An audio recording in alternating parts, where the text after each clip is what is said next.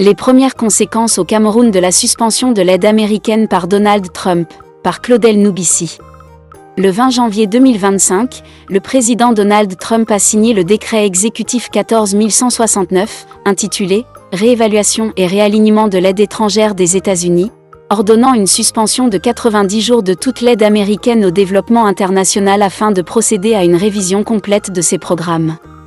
Avant d'aller plus loin, nous vous invitons à mettre une pause à cette vidéo, à cliquer sur le pouce bleu, vous abonner et activer la cloche de notification pour ne rien rater de nos prochaines vidéos. Découvrez les services de Statistical Model for Social Science Consultant. Ils offrent des analyses statistiques et modélisation avec SPSS, Stata, R, Python et autres, ainsi que la conception d'enquêtes et la collecte de données. Leur équipe vous accompagne également dans la rédaction de documents scientifiques et propose des formations spécialisées. Vous pouvez vous inscrire à la prochaine session de leur formation en économétrie et techniques quantitatives. Contactez-les aux adresses affichées ou cliquez sur le lien en description. Ne manquez pas cette opportunité. Cette décision a conduit le département d'État, le 24 janvier, à suspendre la quasi-totalité des programmes d'aide étrangère, à l'exception de l'aide alimentaire d'urgence et de l'assistance militaire à Israël et à l'Égypte. En réaction, ce 3 février 2025, le ministre de la Santé publique du Cameroun, Manaouda Malachi, a publié un communiqué informant la population de la suspension temporaire des financements américains liés au programme PEPFAR. Plan d'urgence américain visant à mettre fin à l'épidémie du VIH-Sida dans le monde, et PMI, Initiative présidentielle contre le paludisme ou Président's Malaria Initiative.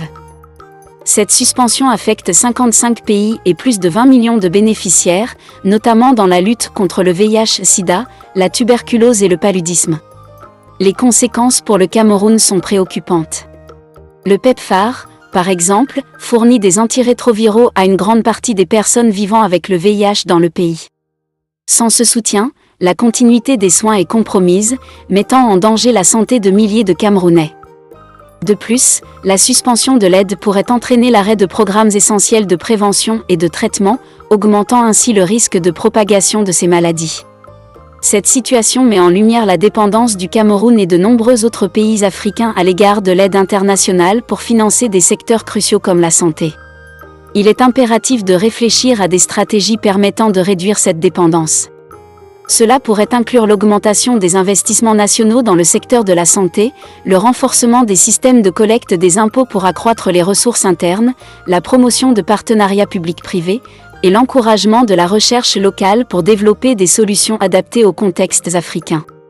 Les pays africains peuvent aspirer à une plus grande autonomie et résilience, en adoptant une approche proactive et en mobilisant les ressources locales, réduisant ainsi leur vulnérabilité face aux fluctuations de l'aide internationale.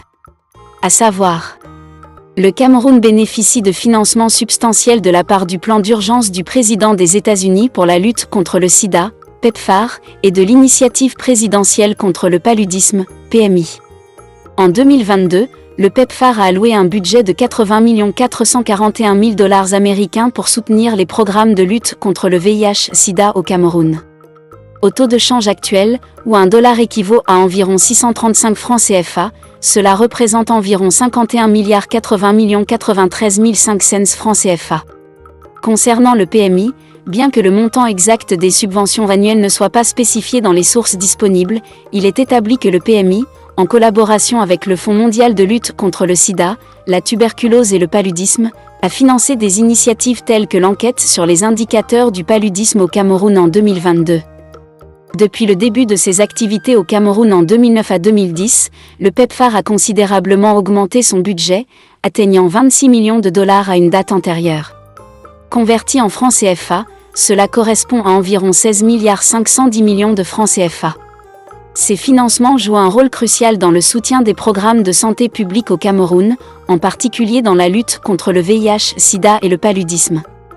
Découvrez les services de Statistical Model for Social Science Consultant. Ils offrent des analyses statistiques et modélisation avec SPSS, Stata, R, Python et autres, ainsi que la conception d'enquêtes et la collecte de données. Leur équipe vous accompagne également dans la rédaction de documents scientifiques et propose des formations spécialisées. Vous pouvez vous inscrire à la prochaine session de leur formation en économétrie et techniques quantitatives. Contactez-les aux adresses affichées ou cliquez sur le lien en description. Ne manquez pas cette opportunité.